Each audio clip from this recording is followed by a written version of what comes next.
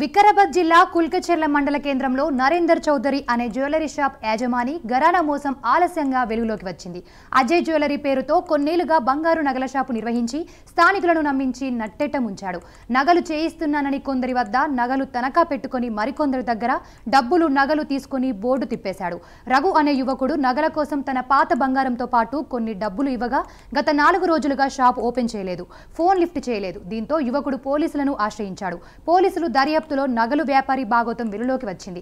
ఇప్పటికే 12 మంది బాధితులు పోలీసులకు ఫిర్యాదు చేయగా మరో 100 మంది బాధితులు ఉండొచ్చని, మొత్తం కలిపి దాదాపు 2 కోట్లకు పైగా మోసం చేసి ఉడాయించినట్టు తెలుస్తోంది.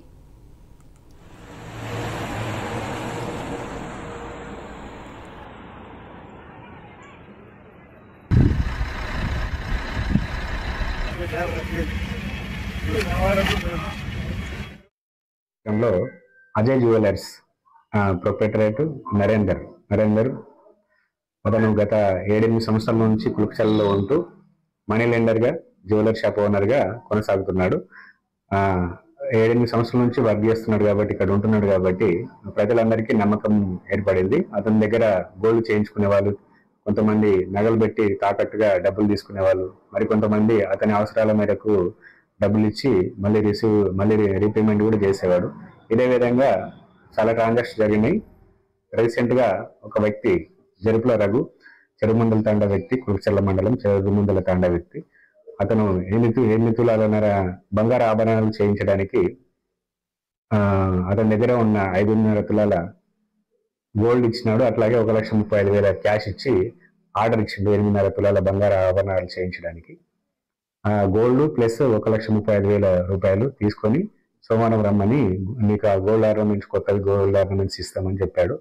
అజయ్ జ్యువెలర్ ఉండే మేము దగ్గర 12 సంవత్సరాల నుండి ఇక్కడ ఉన్నాడు. 2014లో షాప్ పెట్టడం జరిగింది.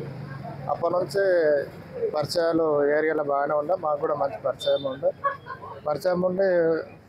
అప్పటి నుంచి కొనడము, తీసుకోవడము, డబ్బులు తీసుకోవడము, రొటేషన్ చేసుకోవడము, తర్వాత ఎప్పుడైతే అప్పుడు గోల్డ్ మేము వాళ్ళకి ఇవ్వడం, మేము తీసుకోవడము చేస్తుంటుంది.